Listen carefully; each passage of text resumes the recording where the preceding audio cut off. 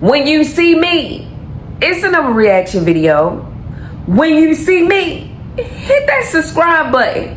When you see me, baby. Yeah. Hello, my name is Shaneria. This is Talking Crime. Here's another reaction video. If you are new here, if you like drama, you like tea, heck, if you just like to hear somebody else's story, this is the channel. Hit that subscribe button and join the family. If you're returning, y'all already know how we like to do it. Let's get straight into today's reaction video. Okay, this is gonna be part one of how this girl caught me in her apartment with her man. Her man, my man, our man. I don't know who man it was, really. Before I get started, I'm just a small town girl, turned city girl. Do not judge me. But anywho, just to give y'all a little background, I went to a very small high school in the country. Me and my high school sweetheart, we decided to move to Houston together. That did not work out. When we got to Houston, he started tripping, cheating, doing all crazy, types of crazy shit. So I moved out, but I ended up staying in Houston.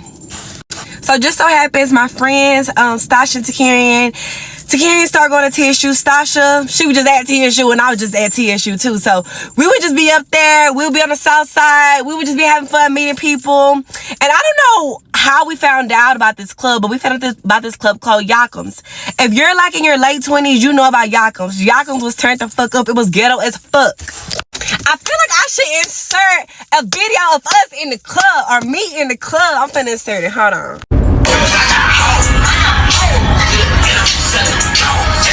Okay, I gotta pick up my kids, but stay and comment for part two.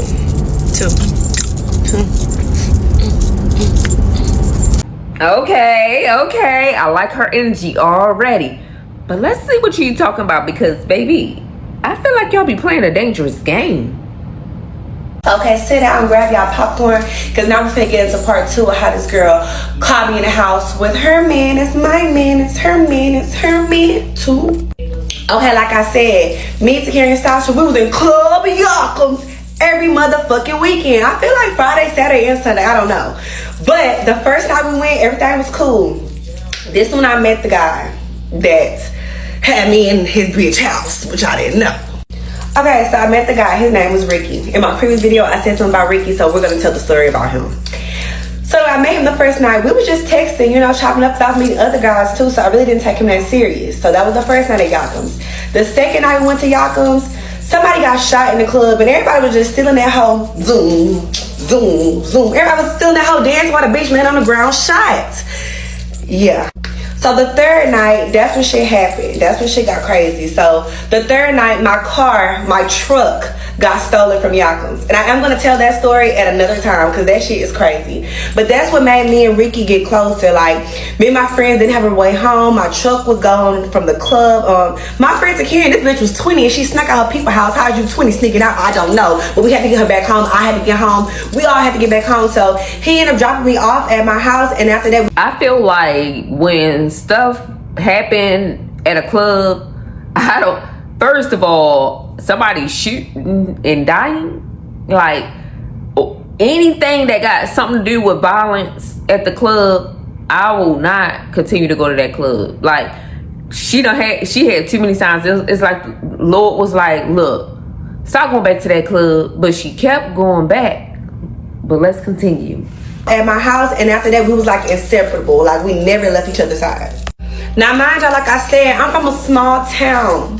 I'm not used to these thugging niggas. He was having his pants sagging, carrying that Glock everywhere he fucking went. That shit had turned the bitch on, so he had gold in his mouth, so I thought that shit was cute. So I was with him every fucking day. I was posting him on Snapchat like, this is my man. He stayed with me every single night. So this shit got kind of weird. So one day he was like, you want to come over my house? I was like, want me to come over your house? Because he had been coming over my house. I was like, who you stay with? He was like, man, I had got out of prison and this girl wanted me to pimp her. So I be pimping her and we stay together. We not together. I just be pimping her. She going to New York to go do what 304s do in New York. I don't know if there's money out there. I don't know. I ain't never sold that cat. I don't blame you, but I ain't never did that, so I don't know. But he was like, yeah, you can come stay over there. She gonna be gone. You could just stay. So I was young and from the country, so I'm not even knowing that pimps really be, you know, in they 304s. Like, they be doing that shit, but I'm not thinking it. So I'm like, okay, sure, I'll come stay over. So the first night, I stayed over, it was cool. Like, I didn't even pay attention to, this is a girl's apartment. Now I look back, like, it's decorated like a fucking girl's apartment. Why would I not think this is a girl's apartment? So then I stay a second night. The second night, he brings his daughter. I fell asleep. If you know me, I go to sleep early. I'm a fucking grandma and I've been going to sleep early. So I go to sleep early on the sofa with his daughter. I wake up in the middle of the night. He is gone. He is not in the apartment. I'm asleep with his daughter. Mind you, I just met her. So I'm asleep with his daughter. I look at Snapchat. I get on. Something just told me to get on Snapchat. I get on Snapchat. This nigga in the club, fucked up. He in that hoe, turned up in Yakim's or Metropolis. One of the two. Y'all know about Yakim's or Metropolis if y'all are in your late 20s and y'all from Houston. But he was in the club and he had me in the house with his daughter by myself. I did not know this little girl. She is so sweet and cute. Hey, little girl. So he comes back in the house. I must have bloop. I've been whooping on niggas. I've been giving niggas that 2 piece in the biscuit. Play with me, ho. Nah, you don't play with me. So I've been beating up niggas. So he took me back home. And then like the next day he was like asking me to come back over. He was like, I'm sorry, come back over. I'm young. I should have left him there. But I did not. So the third night, that's when the shit happens. I had been sleeping on the sofa. I never went into the room, never went to the girl's room. I never went in there. But for this night, he told me to come sleep in the bed with him. Hold on. So, like I said, this night he told me to sleep in the bed with him. We sleep in the bed. Mind you, this girl got a chihuahua. It's a girl's dog, but I'm still not putting two and two together. Anyways, I hear a dog barking. Woo, woo, woo, woo. I hear somebody beating. Go. Get the hell out! Get the hell out! Stay for part 3. Okay, so this is gonna be the final part 3 of how this girl caught me in her apartment with her man. So, like I said, we were laying in the bed and we hear banging and screaming, and the dog that was inside the apartment, the dog is barking. So I hear her saying, Ricky, open this door. I know you gotta be in there. Open this door. I'm looking at him like, who is that? What's going on? Mind you, at this time, I'm like 19, maybe 20. He's older than me. He's like 27, 26. So I'm a little naive, like, to what's going on. So I'm asking him, like, what's going on? Who is that? And he, like, starts pushing me inside the living room and telling me to go outside on the balcony. Go outside the balcony. Go outside the balcony. So I'm like, what? Like, I'm walking. Like, why am I going outside the balcony? And he opens the balcony door and he puts me inside the closet where the balcony is. You know how, like, you're in an apartment and the balcony has, like, a little closet? Yeah, so at this point, I'm standing in the balcony. Like, not the balcony, in the closet. Like this. So I guess he opens the door for her.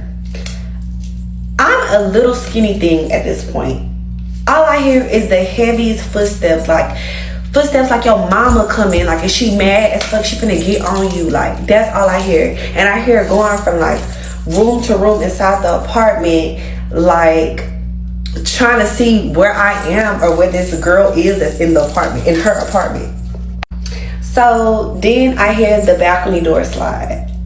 And my heart beating fast because I only had about 3 fights in my life. I know how to fight, but like I said, I'm a little skinny thing, and I can hear her. I know that she big.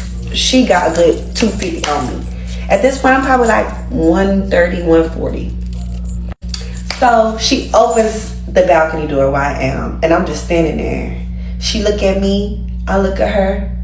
She look at me, I look at her. She don't do nothing. She don't do nothing to me. If that was me, I would have choke slammed my ass on that ground. She didn't do anything to me. She did not touch me. She literally turned around, got all his clothes, and started bleaching all of his clothes.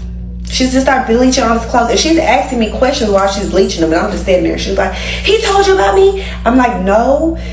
I was like, he told me that you was his friend and he pimping you. So I'm like, he told me that he pimping you. So while she's bleaching his clothes, she came with another dude. And Ricky claims this is her boyfriend. So Ricky and him are fighting over a GUN. And it didn't even have a clip in it. They're fighting over GUN.